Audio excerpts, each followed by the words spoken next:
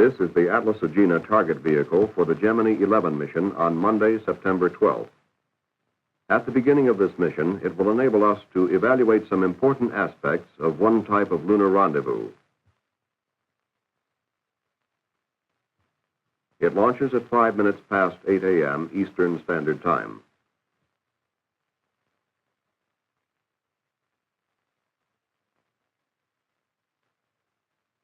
As the Agena goes through all phases of powered flight to orbit without incident, the Gemini XI spacecraft is counting down on pad 19, about 90 minutes from launch.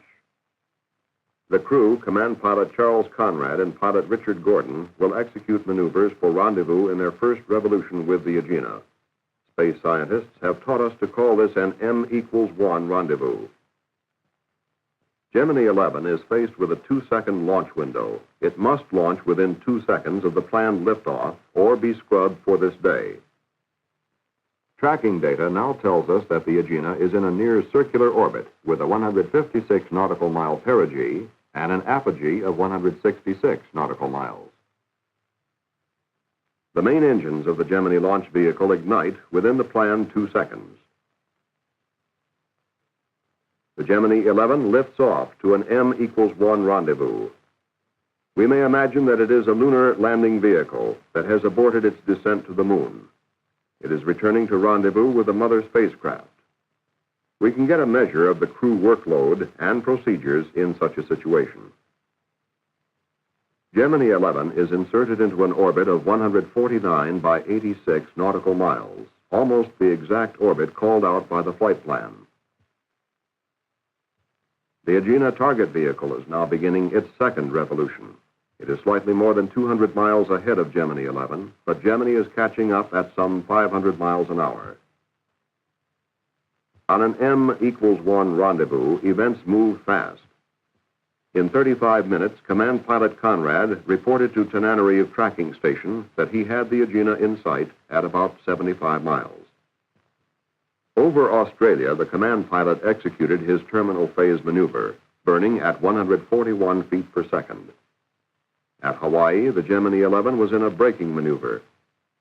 The command pilot came back on the air at California. We heard that now classic phrase first given by Pilot Stafford on Gemini VI mission. Okay, we're safe to keep him. Roger, outstanding. M=1 rendezvous was performed just beyond Hawaii and performed entirely by onboard equipment supported by the backup computations of Pilot Gordon. The time, 1 hour and 24 minutes after launch. After a station-keeping exercise, Command Pilot Conrad reported to spacecraft communicator John Young that Gemini XI was ready for docking. Hey, John, we're going to go ahead and dock at this time. Roger, that's okay, and you're go for docking, over. Roger, you go for docking. The onboard footage in this film was shot at 6 frames a second and printed for normal projection. We are docked. Rigid lights on. We confirm they're docked, fine. Roger. The time of dock was 1 hour, 38 minutes, and 18 seconds after launch. Gemini XI had rendezvoused and docked in the first revolution. The earliest this had been accomplished after launch in any previous Gemini mission was the third revolution. 4 dockings were scheduled by Gemini XI, and 4 were completed. Both crew members docked the spacecraft, the command pilot twice and the pilot twice. The crew's working day now came to an end, and they were in a sleep period. When they awoke and began their morning, it was just past midnight on the ground. The major event of the second day would be an extravehicular activity of Pilot Gordon.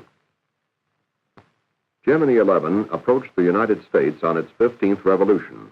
Everything was ready. Now we're just south of San Diego. The spacecraft hatch was opened at 24 hours, 2 minutes into the mission. And when we get our first look at Pilot Gordon, he is straddling the spacecraft's nose in the midst of the EVA. He is attached to his spacecraft by an umbilical line which furnishes him oxygen and communications. What do we have, fella? You got it. The you're hung on something out there. Got it. Good show. Hey. Both cameras are running. How you doing? Oh, I'm here. Huh? I'm here, I guess. Sure are. Right him, cowboy. Now, why don't you just sit down and take a rest? Huh?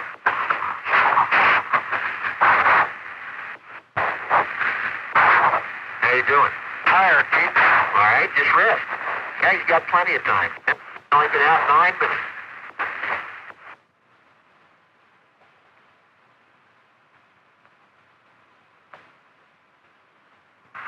It's slow a little bit. Take your time.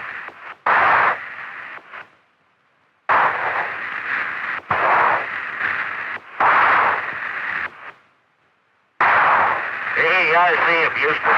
Riding in like a cowboy. Houston, roger. Shoot, the voice recorder's not up. Voice recorder's on now. We're 9 minutes, 50 seconds into the evening. Sitting on the nose, breathing. How you doing? I'm breathing hard. Yeah? Well, just relax.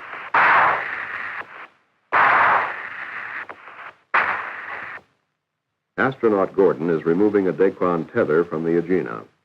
He will clamp it onto the Gemini docking bar for use in a stabilization exercise tomorrow.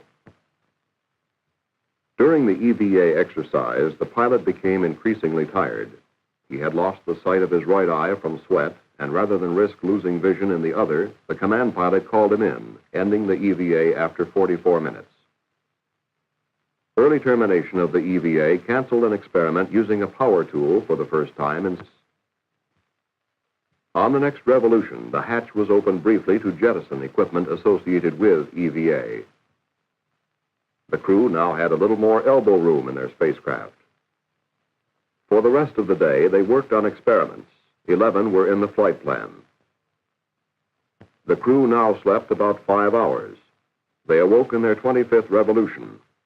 The mission was more than half over. At the beginning of the 26th revolution, Command Pilot Conrad received a go for a burn of the primary propulsion system, the PPS of the Agena. Gemini 11, CSQ. He's got a go for your PPS burn. Roger. He lit the big Agena engine over the Canaries. It added a velocity of 920 feet per second to the orbit of the combined vehicles. The Agena carried Gemini 11 to a new altitude record, reaching an apogee of 739 4/10 nautical miles over Australia. We are 325 miles higher than the old altitude set in July by Gemini X. The crew remained in this orbit for 2 revolutions. They looked down on Earth with a view never before seen by man. They photographed that view for us with a wide-angle lens. The round curvature of the Earth stands out clearly, and it looks almost like a small globe on a table. Searching for adjectives, astronauts Conrad and Gordon said repeatedly that the sight was fantastic and unbelievable. We can only agree with them. Canavan 11. Okay, everything's go up here, and the world is round. You got a good view? I mean, it's spectacular. Girl, it's utterly fantastic. You wouldn't believe it. Over everything hangs a vivid blue color. If there are intelligent creatures in the universe, perhaps they call us the blue planet. The flight plan allotted some 3.5 hours to Gemini 11 in this orbit before the command pilot executed a retrograde burn of the Agena PPS. It decreased the orbital velocity 918 feet per second. Spacecraft and its docked target vehicle then returned to the lower orbit of 164 by 156 nautical miles. The day had been busy. For the first time since they awoke 6 hours ago, the crew had time to eat breakfast. The pace did not slow down. On the 29th revolution, the crew was ready to begin a 3rd EVA for photography from an open hatch. Pilot Gordon shot synoptic terrain and weather photographs of the type familiar from past flights. He also performed an ultraviolet photography experiment. The stand-up EVA ended over Hawaii on the 30th revolution. It had lasted 2 hours, 11 minutes, setting, as the spacecraft communicator put it, a new world's outdoor record. Spacecraft and Agena had been docked since the first day. They had flown together through 3 EVAs and an altitude record, but now they would undock. Hey, we're going to hate to leave this Agena. It's been pretty kind to us. Sure has. After undocking, the command pilot pulled the tether taut. The purpose is to investigate modes of stabilizing a space vehicle during station keeping without using maneuvering fuel. At first, he had difficulty getting a taut line fully extended, and at one point told the ground that it was like skipping rope. Command pilot Conrad then put his spacecraft in a very slow spin of 40 degrees a minute. He made a complete revolution in 9 minutes. Later, at the request of the flight director, the spin rate was increased to 55 degrees a minute. Spacecraft and Agena again stabilized on the tether. The tether is maintaining tension at all times. I'm impressed. Station keeping in this mode became so uneventful that at one stage, the crew took time out for a bite to eat. After 2 revolutions, the tether was released by jettisoning the docking bar on the nose of the spacecraft. The tether floated erratically in space. The command pilot said it's wrapping around itself like a Christmas present. Goes 100 feet one way, then 100 feet the other way. Gemini XI now separated from the Agena with a velocity change of 9 feet per second, and the last full day of the mission was over. As the crew slept, Mission Director Bill Schneider and his flight director discussed the addition of a re-rendezvous maneuver to the flight plan. And Thursday morning, the plan was discussed with the crew and agreed upon. Trailing Agena by 25 miles, Gemini XI would essentially initiate a terminal phase maneuver and re-rendezvous. Computations would be supplied from the ground. The second mission rendezvous was made over Africa at 50 feet range. Propellant consumption was low, 65 pounds. After this, command pilot Conrad separated from the Agena for the last time. Gemini XI was now slightly more than 3 hours from retrofire. Flight plan called for an automatic retrofire and re-entry. The onboard computer would bring the spacecraft in. The crew would jettison the equipment section, but from that point, their job was done, unless a contingency arose. On the 44th revolution over Canton Island, after more than 70 hours of flight, Gemini XI retrofired automatically. Splashdown in the Atlantic was some 35 minutes away. In the prime recovery area, the Department of Defense put 12 aircraft into the air. Above the Rio Grande, the spacecraft entered the sensible atmosphere, usually defined as 400,000 feet altitude.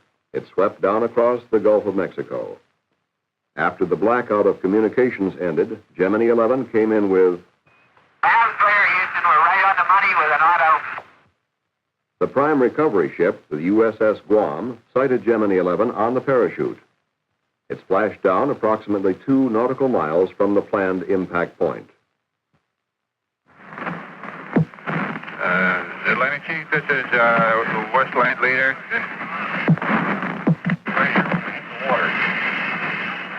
Gemini 11, sit report.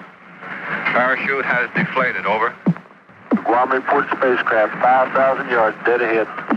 Atlantic Chief, this is Westland Leader. Flotation gear and 3 swimmers are in the water, over.